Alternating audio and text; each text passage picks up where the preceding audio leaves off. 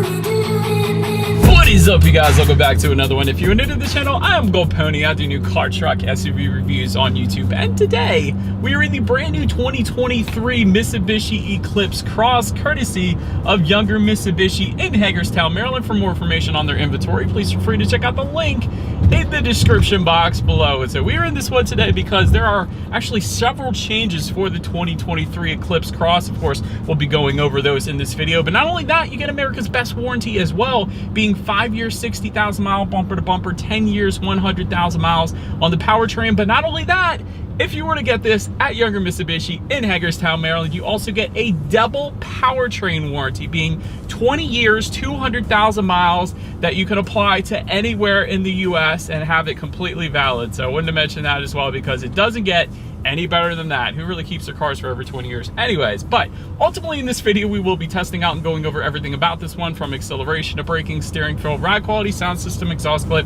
all that fun stuff. So having said all that, what do you guys say? Let's just go ahead and jump right into it. And as always, let's start with pricing. And so as you can imagine, there are several different trim levels for the 2023 Eclipse Cross. First one being the ES, starting at $25,795. Then you have the LE for $27,045, SE for $28,045, SE Package starting at $29,045, SEL, which is the one we are in today, starting at $29,295, and the SEL Touring starting at $31,395. And so for the 2023 model year, that super all-wheel control system is now standard across the board. Unlike for 2022, where front-wheel drive came standard, that super all-wheel control is now standard across the board. So that is definitely a big win in my personal opinion. But anyways, powering the beast is a 1.5 liter turbocharged inline 4-cylinder, putting out 152 horsepower at 5,500 RPM, 184 pound-feet of torque, coming in at 2,000 RPM. Power sent to all four wheels, which technically is a four-wheel drive system, but it's called super all-wheel control. It was originally created for rally racing, so racing on the snow and the dirt. So that pretty much tells you it was meant to be an off-road system to start with. So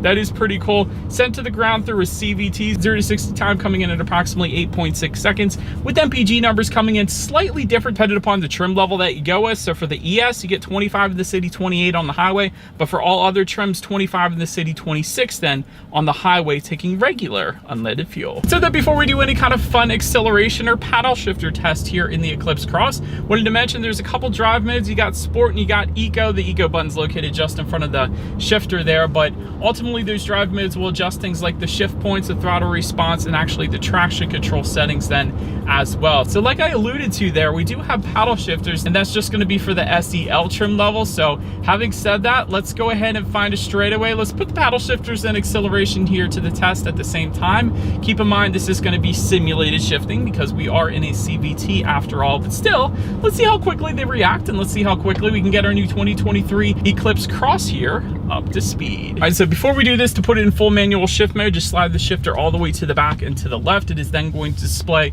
what simulated gear you were in up on the gauges there. We're going to go ahead and slide it into first gear. And these paddle shifters are absolutely massive, and they feel kind of high quality as well, which is pretty cool. So right now it is holding the gear. It's not shifting, which I'm kind of surprised. That's awesome, but here we go.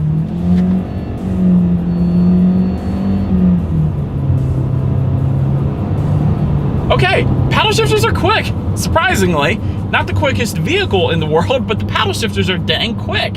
It's kind of cool. I kind of like them because, like I said, they do feel high quality. They're absolutely mammoth, like Maserati style paddle shifters. These things are gigantic, which is really cool in my personal opinion. But again, not the quickest thing in the world. It'll be enough to get you merged onto the highway, but I'll pretty much just leave it at that. But then to get back full control to the Eclipse Cross, you just simply slide the shifter back to the right, in case anybody was curious. But anyways, to go along with that acceleration, as always, braking is equally important. So up front, you will find 11.6-inch ventilated front discs. In the back, 11.9-inch solid rear discs. As far as that 60 to 0 stopping distance goes, it's going to come in at 125 feet, which is pretty much right on par for the segment there.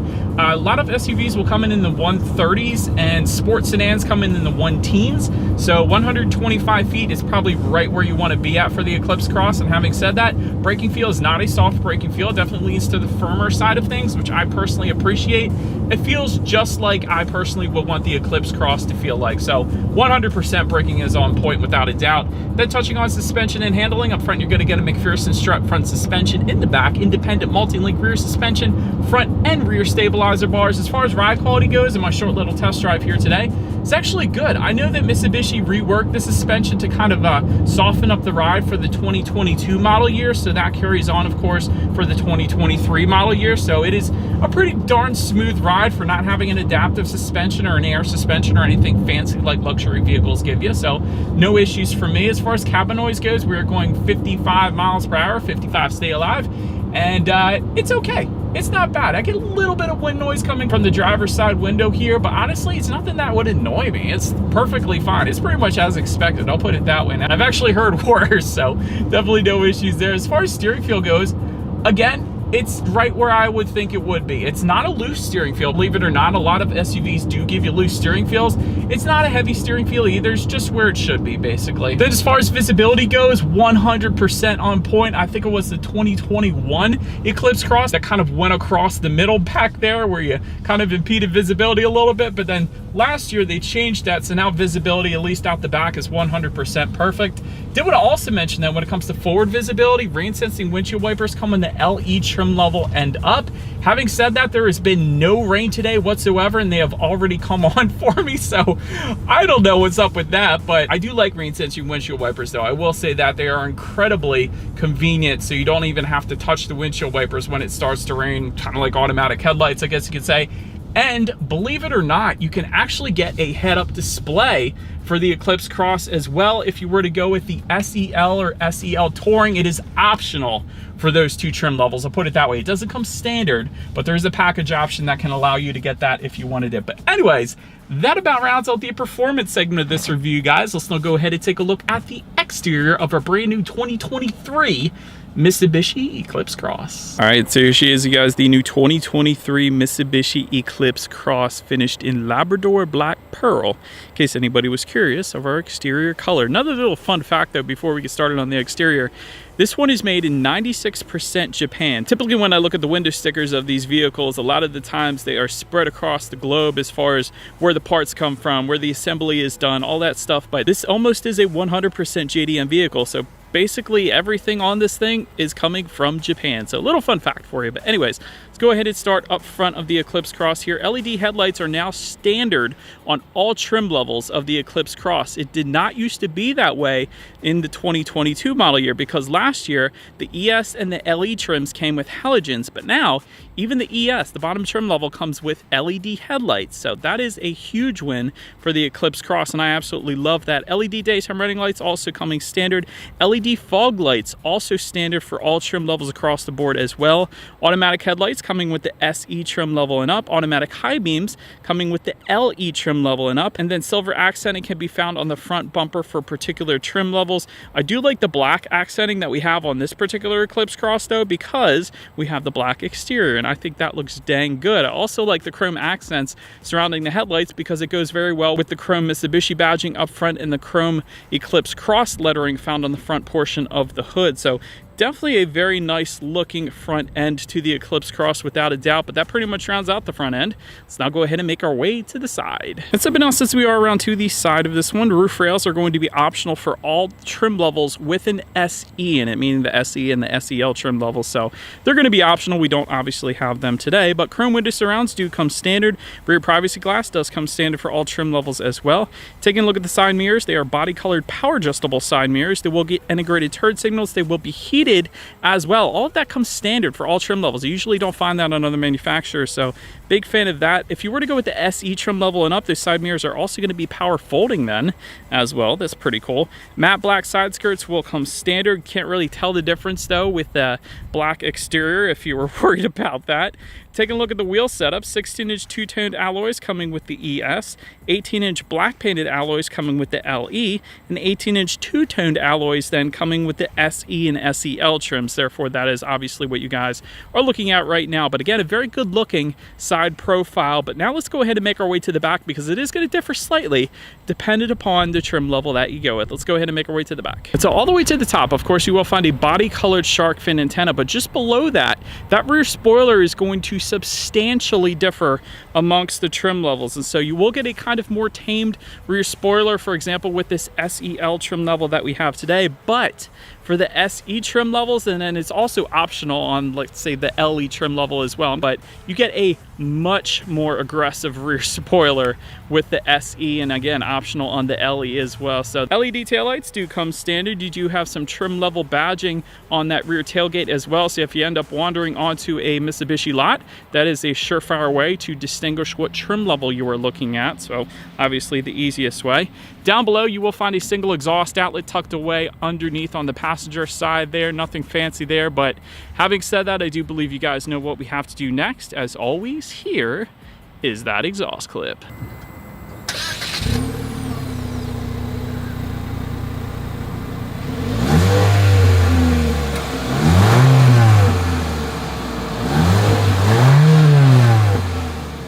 So now, since we are around to the back of the Eclipse Cross, when it comes to opening that rear lift gate, it is a manual lift gate, so simply just lift up on the lift gate itself and it's going to obviously open up for you. But once opened up, cargo capacity comes in at 23.4 cubic feet, which is a decent amount of space.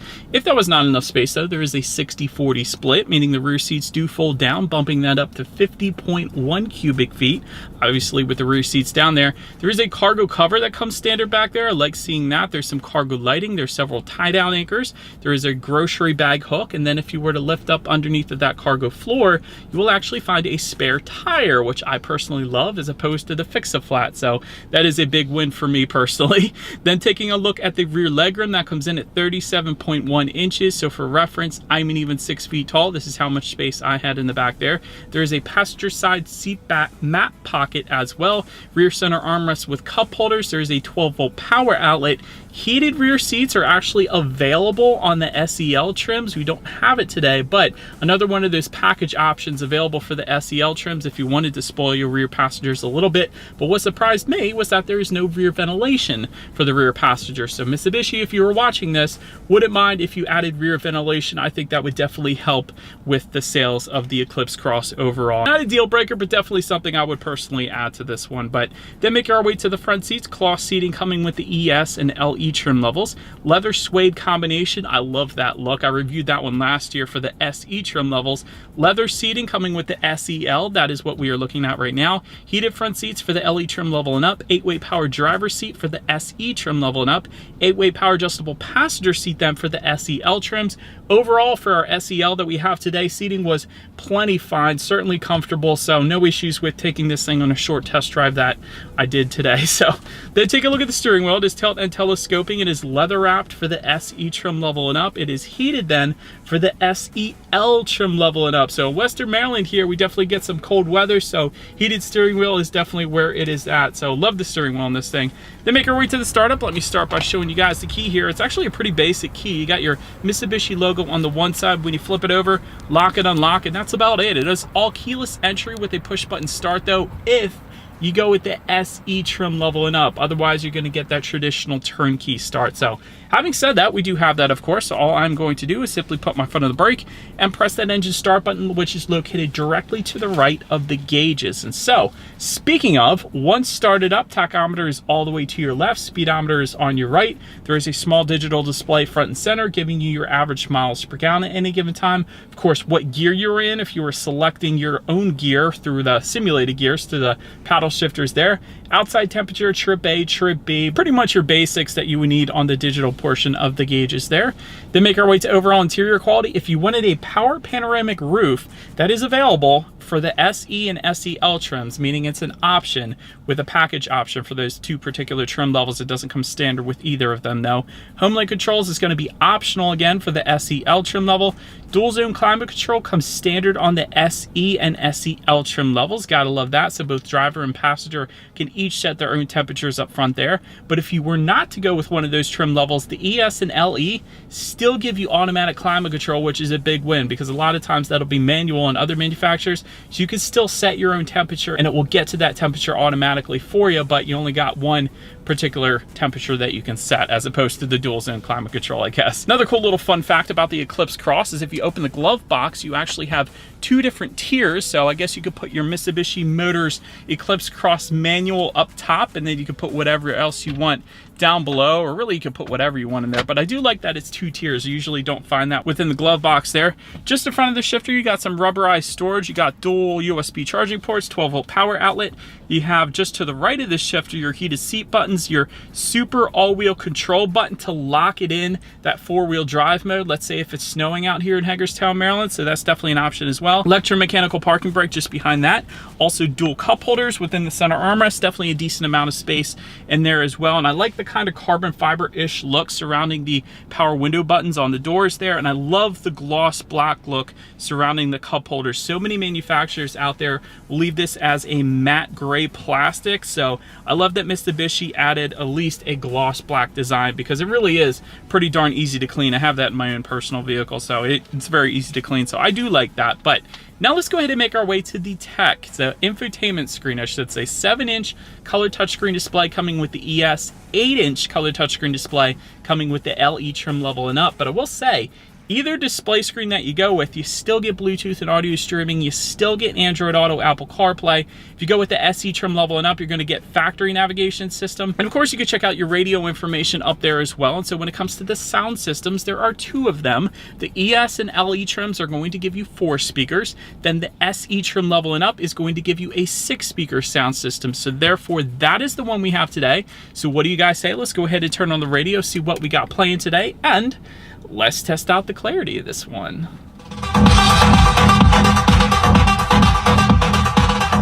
I gotta be honest, not that bad for a 6-speaker sound system. I've heard worse 6-speaker sound systems, so quite honestly, it's not gonna blow you away, but that is not bad. Honestly, for the size of this vehicle, that's right on point for what a sound system should sound like for the Eclipse Cross. But anyways, last thing I wanted to mention to you guys on the infotainment screen at least is when you do put this vehicle in reverse, you will find a rear view camera coming standard across the board, but you will also get that bird's eye view you guys are looking at on the right there if you were to go with the SEL trim level. So that is pretty darn cool. And that gives you that panoramic view basically. But as always, that is going to lead us into safety. And so to start, front side curtain airbags do come standard. Driver's knee airbag up front as well. In the back, you're gonna have latch, aka lower anchors and tethers for children for the rear car seats, rear child door locks, tire pressure monitoring system, but there is some new standard safety for the 2023 Eclipse Cross. Another big change here.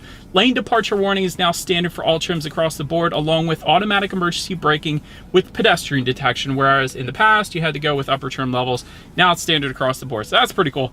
SE trim level and up is going to add to that a blind spot monitoring system with rear cross traffic alert, and then the SEL that we have today is going to add to that adaptive cruise control as well. So overall, when it comes to my final thoughts of the Eclipse Cross, this is a very good looking SUV in my personal opinion. It's got very nice design to it, at least on the exterior. America's best warranty as well. You can't argue with that. You get 5 years, 60,000 miles, bumper to bumper, 10 years, 100,000 miles on the powertrain, and younger Mitsubishi is 20 years, 200,000 miles on the powertrain. So that is wonderful. LED headlights now coming standard. I think I remember saying exactly that in my 2022 Eclipse Cross video, recommending that Mitsubishi should add that standard for all trim levels. And what do you know?